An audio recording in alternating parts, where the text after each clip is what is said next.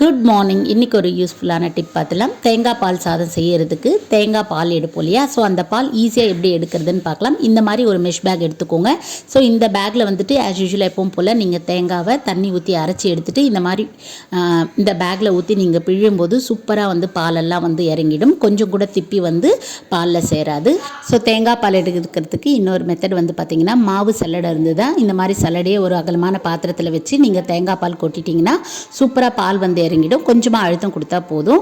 Next மீன் வறுக்கும் போது மசாலா எல்லாத்தையும் ready பண்ணிவிட்டு இதில் 1 ஸ்பூன் அளவுக்கு கோதுமை மாவு நல்லா மிக்ஸ் பண்ணிவிட்டு மீனுக்கு வந்து இந்த மசாலா தடவி வச்சுருங்க. அதுக்கப்புறம் நீங்கள் தவாவில் ஃப்ரை பண்ணி எடுக்கும்போது இந்த மசாலா கொஞ்சம் கூட தவாவில் ஒட்டாமல் சூப்பராக இந்த மாதிரி வரும். கண்டிப்பாக ட்ரை பண்ணி பாருங்கள். தவாலேருந்து கொஞ்சம் கூட மசாலா ஒட்டாமல் சூப்பராக மீனோட வந்திருக்கு.